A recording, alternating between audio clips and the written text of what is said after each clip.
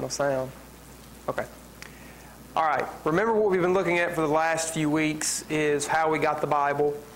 And recently we've been talking about how do we know that the Bible has been transmitted to us accurately.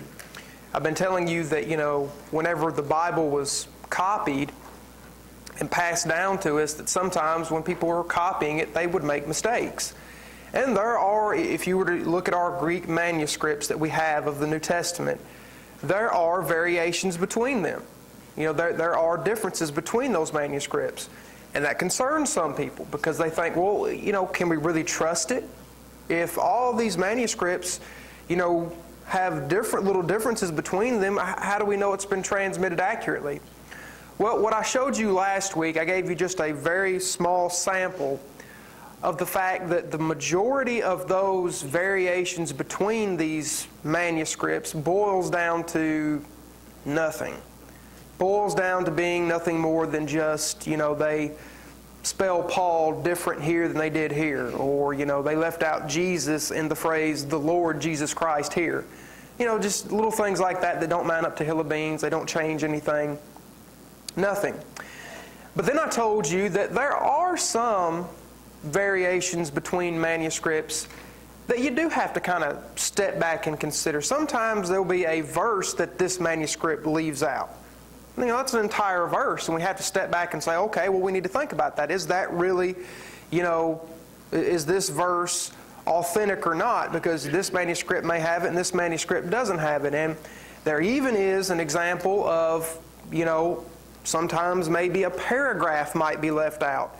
And the biggest example of that I told you about last week is Mark 16, 9 through 20. That whole end section there, verses 9 through 20 of Mark 16, the very last half of Mark 16, some Greek manuscripts don't have that. And so, those are the ones we have to look at. The vast majority of these differences don't boil down to anything, and there's no sense in losing any sleep over it. But there are a few like this that we do need to look into, and we do need to, question as to whether or not those verses should be in there or not. What we're going to do for the month of February is I'm going to walk you through the most, the biggest supposed discrepancies that are in our Greek New Testament manuscripts. We're going to look at the biggest disputed verses. We're going to go through them and we're going to try to see if we can figure out, based on the evidence, if these verses are authentic or if they're just forgeries.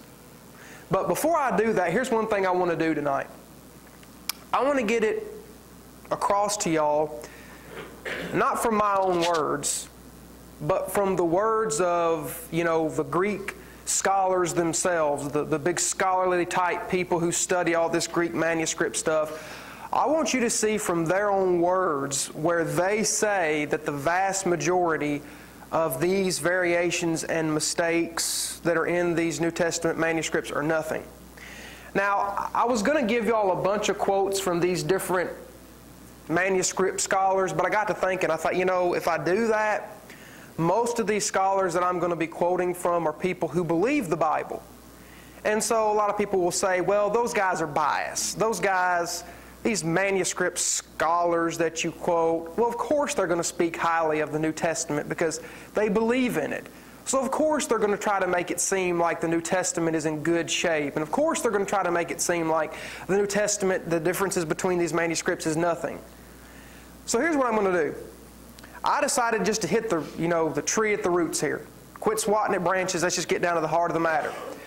I'm going to quote to you somebody who does not believe in the reliability of the New Testament. Somebody who is the biggest critic of the New Testament. And I want you to hear what he has to actually say. Let me introduce you to a man. Now, I know what y'all are thinking. Oh, here he goes. He's going to show us some nameless, faceless person that nobody knows. We don't know this guy that you're about to quote from. I think you probably do.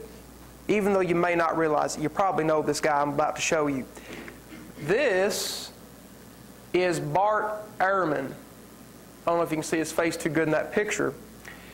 You've probably seen his face before.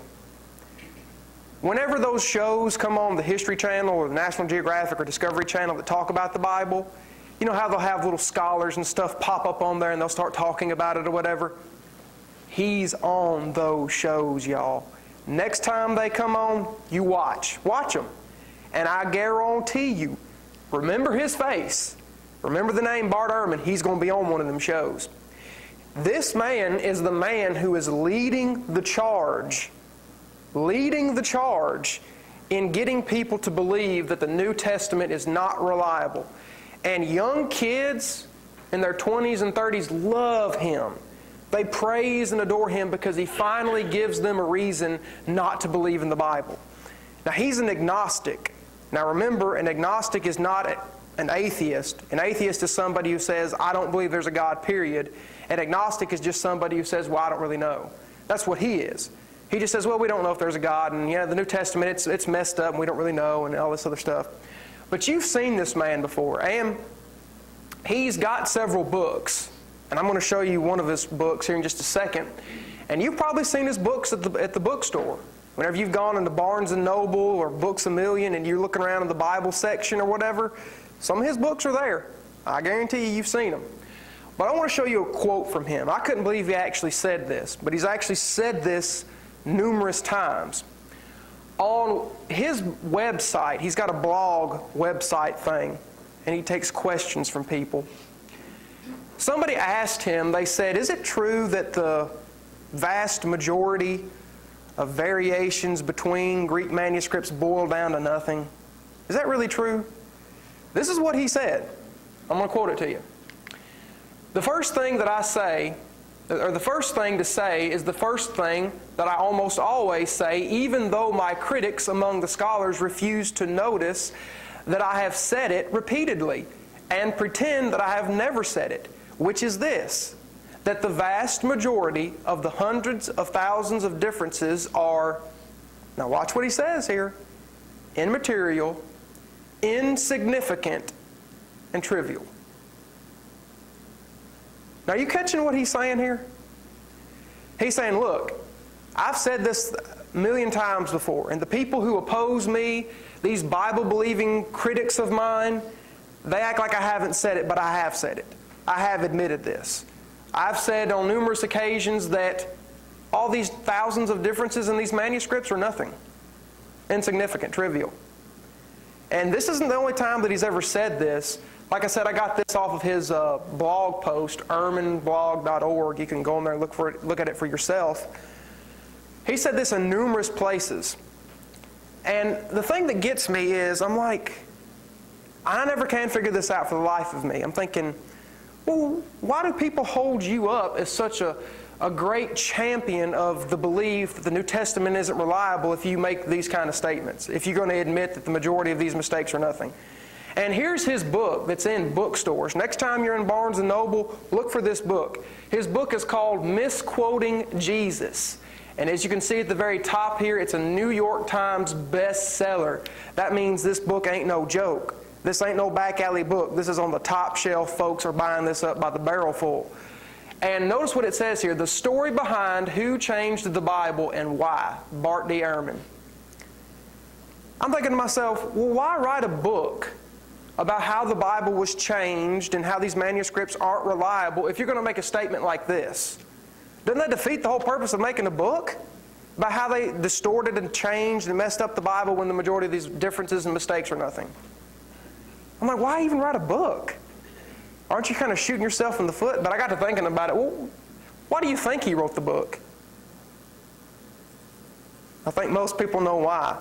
I'll tell y'all right now, one of the main reasons folks write books is because they know they get a lot of money. And think about it, New York Times bestseller. Yeah, he made some money off this joker. And here's something else y'all can do. Let me put it to you this way, because I really want you to understand that this is the top dog in people getting on to the Bible, trying to say the Bible's not reliable. He's the one who's leading the charge in that. Let's just say you wanted to doubt the Bible. You started doubting the Bible. And you decided, I'm going to go to the internet and I'm going to type in stuff and I'm going to try to find proof that the Bible is not authentic.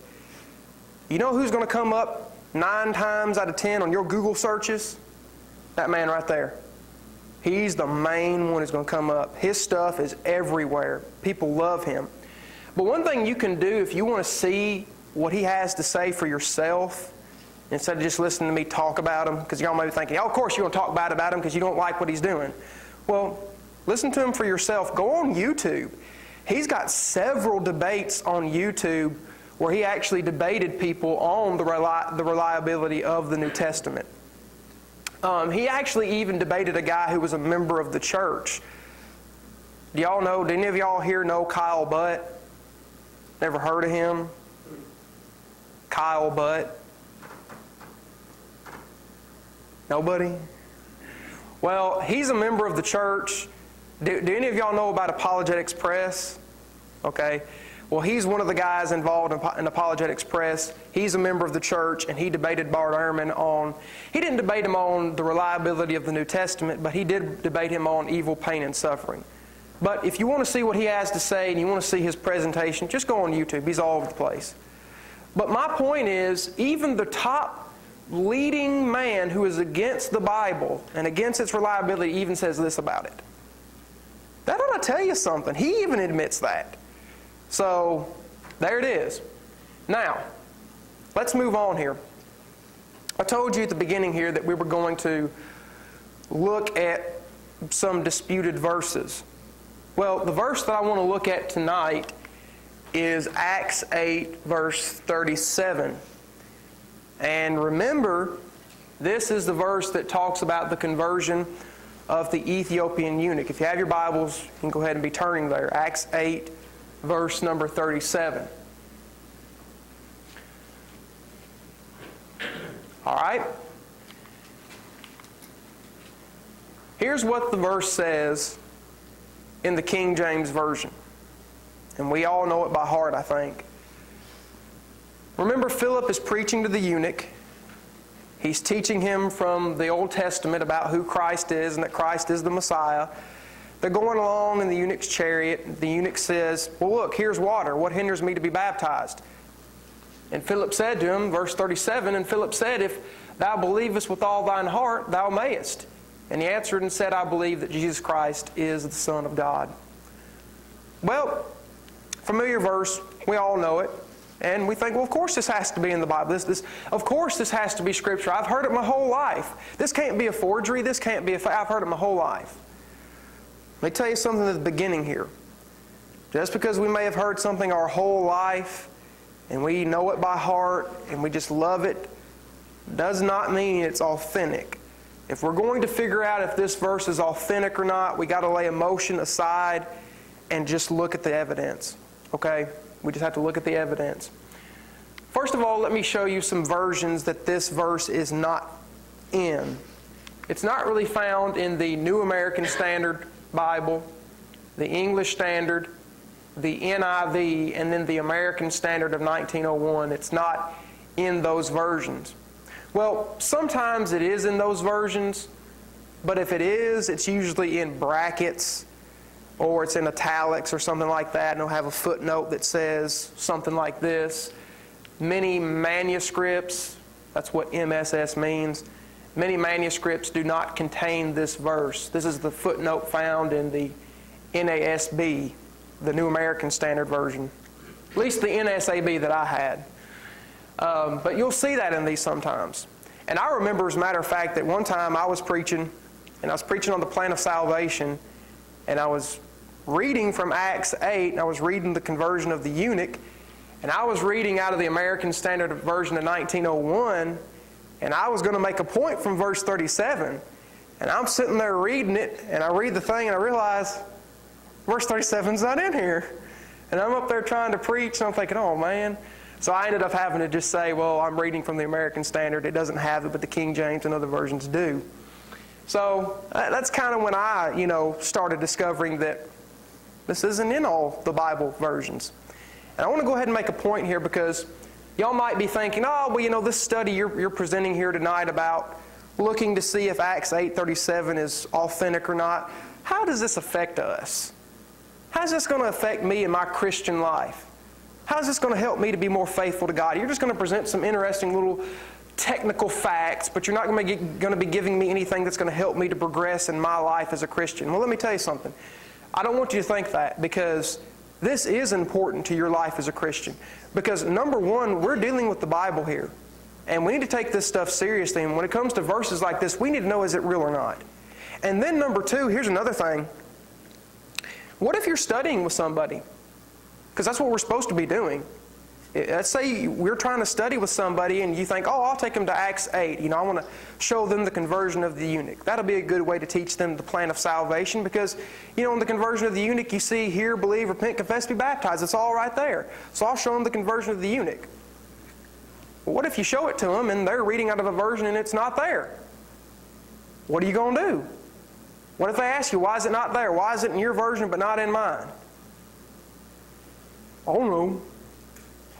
Well, we need to educate ourselves on this, and we need to know for ourselves, is it real or not?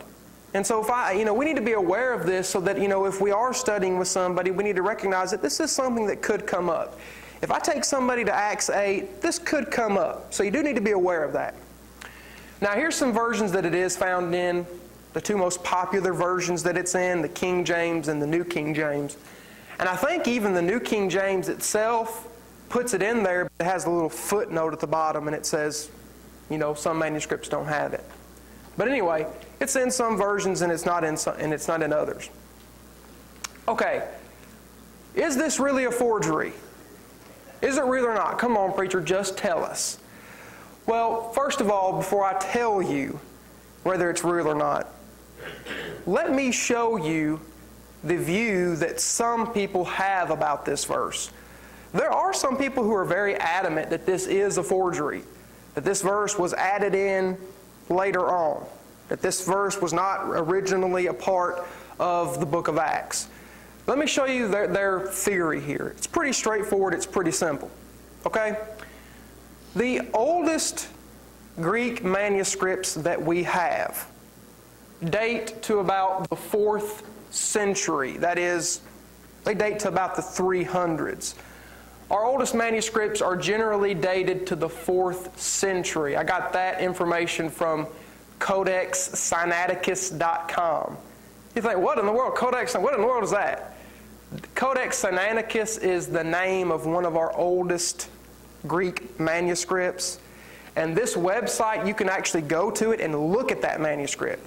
They've taken pictures of all the pages of it and put it there on the internet. You can go to that website. They put all the information about that manuscript there, and you can look at it for yourself. So the oldest Greek manuscripts that we have date to about the 300s.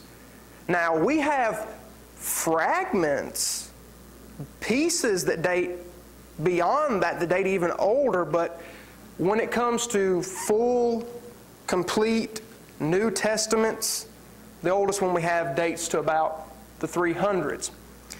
Well, these manuscripts don't have Acts 8:37 in them. And they're the oldest ones that we got. And typically the older that a manuscript is, the closer it is to the original, right? The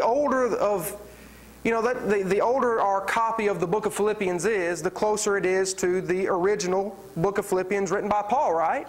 So we usually tend to think it's, better.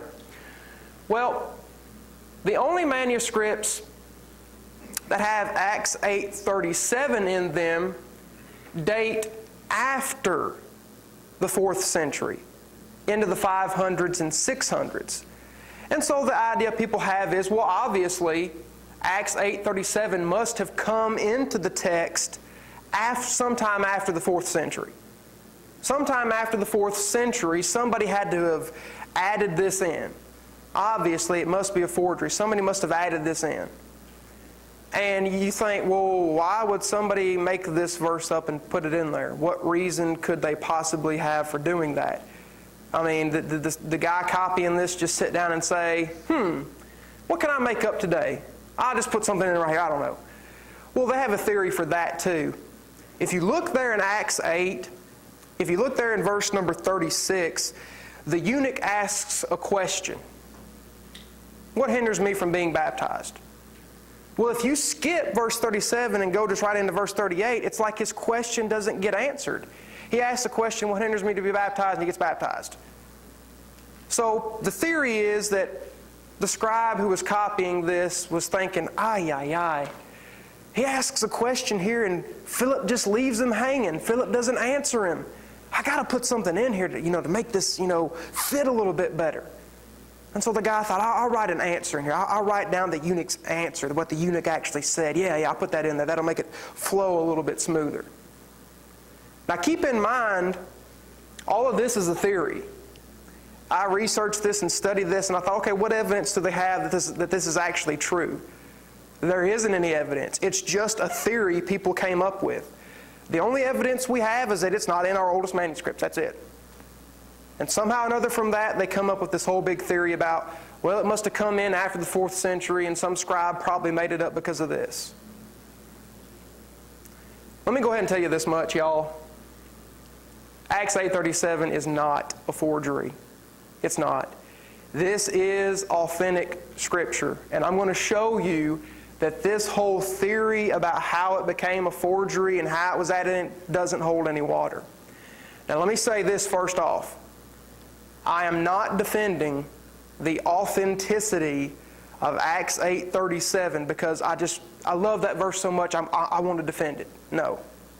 Y'all, I love Acts 8:37, but I'm going to tell you right now, if I studied the evidence and I saw that the evidence was lacking for its authenticity, I tell you right now, I'd say, y'all, I know we love it. I know we quote it all the time, but there's no evidence to support it. I would tell you that. So I'm not saying this is authentic because I'm biased and I just want it to be true. Y'all, the evidence is what the evidence is, and we need to let it be that. But looking at the evidence, it's clear that this is authentic. You say, well, how can it be authentic if it's not in our oldest manuscripts? How can it be authentic? Let me show you how we know it's authentic. This is the best way to show it. There's other things I could show you, but I think this is the clearest proof. Way back when, in the 1st and 2nd centuries, there were ancient writers who lived in that time frame, and they quoted from the Bible. They quoted from Greek manuscripts. As a matter of fact, these guys quoted from Greek manuscripts that are far older than anything we have today. They quote from Greek manuscripts that we don't even have today. They quoted from manuscripts that were much more authentic than what we have. And when you look at the writings of these ancient writers, they quote Acts 8:37. Let me introduce you to just a couple of them. Let me introduce you to a man called Siffrin. And this is supposed to be what he looks like. It's just a picture, a drawing. We don't really know if that's what he looked like. But it's supposed to look like that. I want to grow me a beard kind of like that too. It looks pretty good. I like his hairdo too, like a bowl haircut or something. Anyway, he lived from about 210 to 258 AD. Okay? And he quotes Acts 8:37 in his writings. Now, he doesn't quote, I'm going to tell you right now, he doesn't quote the whole verse. He just quotes the first half of the verse, but this lets us know it existed and he knew that it did. He says, in the Acts of the Apostles, lo, here is water. What is there which hinders me from being baptized? And here I put it for you in blue. Here's where he quotes verse 37. Then said Philip, if you believest with all thine heart, thou mayest. That's the first half of Acts 8:37. Now he quoted that back in the 200s. The oldest manuscripts that we have date to the 300s. So 100 years before our oldest manuscripts, he's quoting it. And the manuscripts he was working from are, like I said, much older than what we have today. So the theory that this whole Acts 8:37, that came in at the 400, 500, and 600s. Well, if that's the case, why is he quoting it back here in the 200s? But it gets even better than that. Let me show you another one. Let's go back a little bit further into history. Here's a man called Irenaeus. And again, here's the picture of what he's supposed to look like. They look pretty much the same. Got the same haircut, same beard. They look pretty much the same. I guess that was the style back then. I don't know. Now, he lived from about 140 to 200 AD. So he lived way on back there.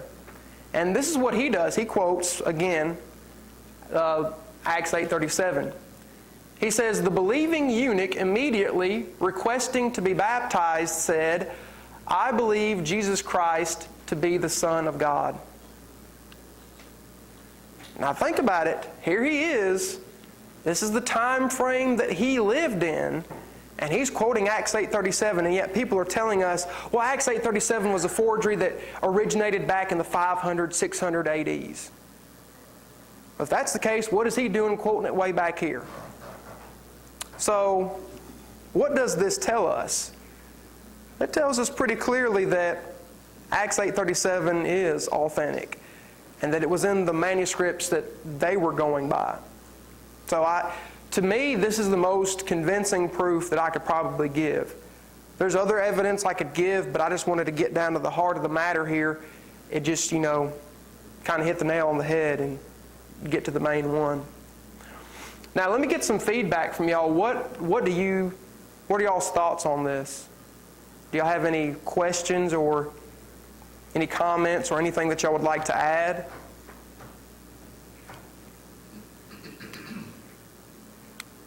Why would they quote it back then and then ones later not quote it? Well, why would it not be in the other manuscripts? Well, the only thing I could tell you is, if they quoted it way back here, we know that it existed at this time. We know that it existed back in the 200s. But yet our manuscripts in the 300s don't have it, so somewhere along the line somebody must have taken it out. Why would they take it out? Well, it could be the case they didn't intentionally take it out. It could be the case that they just were copying and just accidentally skipped a line. Or it could have been intentional. Who knows? We don't really know. But, yeah. That's true. It could have been. But the honest truth of the matter is we don't know how it got taken out. Somehow or another we know that it did, but how exactly? I don't know. We can make theories about it, but we just don't really know. But that's a good question. Good question. I was talking to a fellow instead of three of them. We was talking about stuff being versions of the Bible stuff. And anyway, one of them couldn't call him a priest. And he said he thought he heard a fellow speak at one time. He was up there preaching. And he was talking about people, the NIV. People preaching on the NIV and they leave verses out. He was against it because it's well known to leave verses out. And he said he thought that because they just got it from the Bible, with the NIV. And everything, even they believe, the version, some different versions of the Bible is not good, Yeah. Yeah. Well, kind of along those lines, let me say this too. Those versions that leave Acts 8:37 out, I've heard some people say, well, they got an agenda as to why they're leaving it out. I don't necessarily think so. I think that, the reason these versions left it out is probably because, the manuscripts they were going by and translating didn't have it there, and they understood it was, disputed, and so they probably just left it out and put it in the footnote. They probably weren't doing it, necessarily for, some people look and say, oh, them dirty old ESV translators, they left Acts 8:37 out on purpose. Well, not necessarily. It's not that they have an ulterior motive. They're just trying to do the best they can. And the evidence they have, they think it'd be best just to go ahead and leave it out and maybe put in a footnote. And so you really can't blame them. But I do think that based on the evidence, like I said, I think there's no reason to doubt Acts 8:37. But let me go ahead and show you this too. Some other interesting facts I want to tell you about these guys.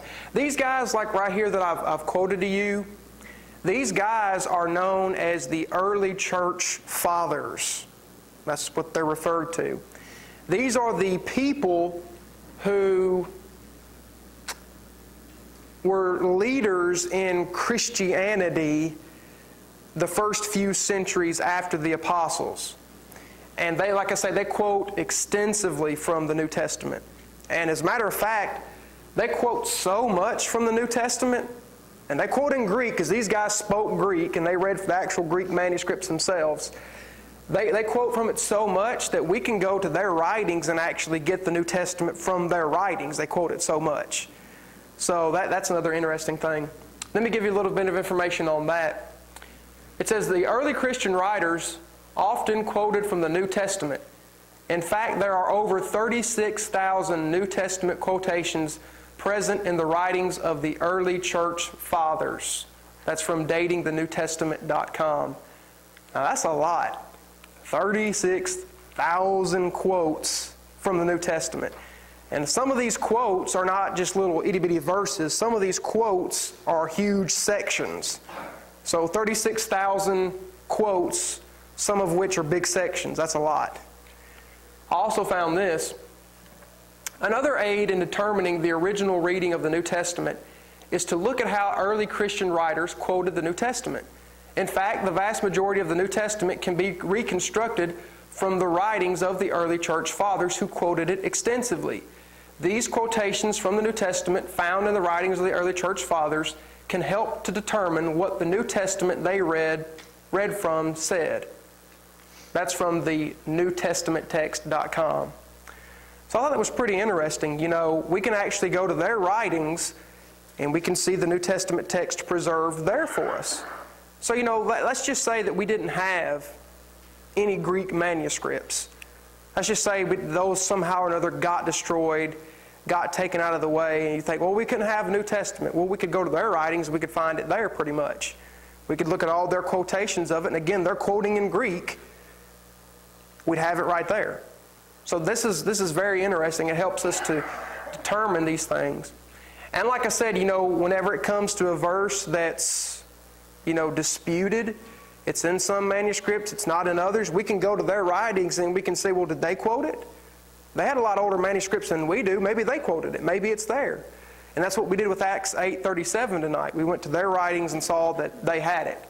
And so that lets us know that it did exist in the very first manuscripts.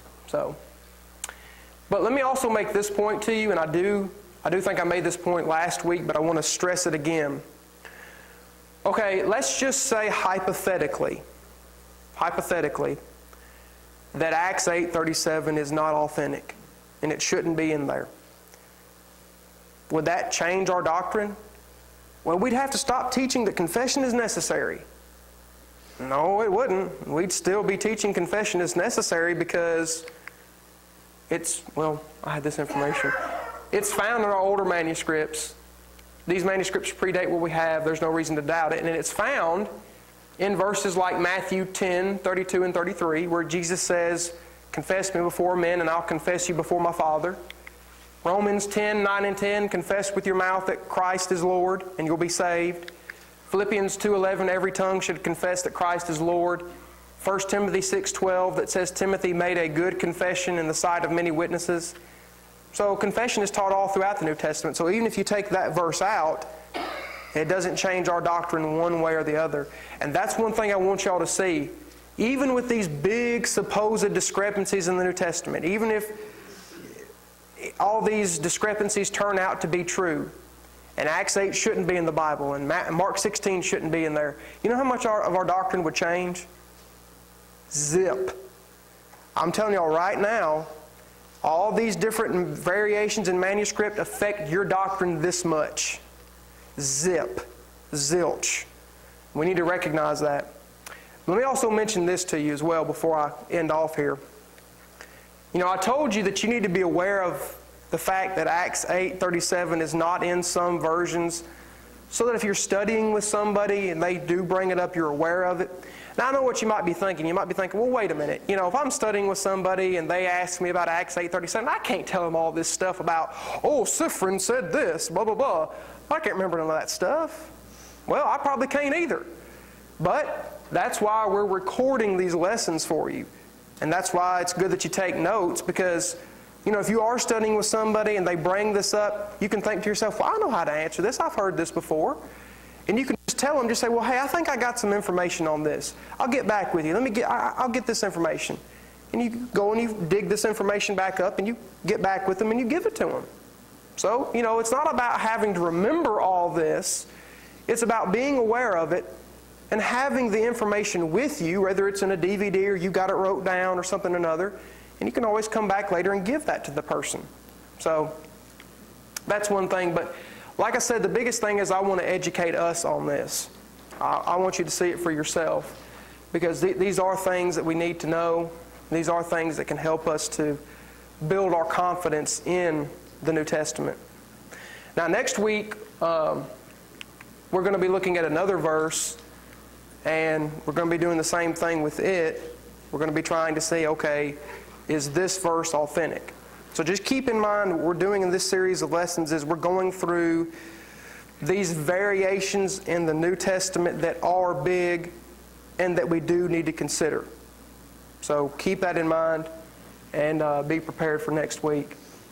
Now, any thoughts or any kind of questions or comments or anything on what we've been over so far?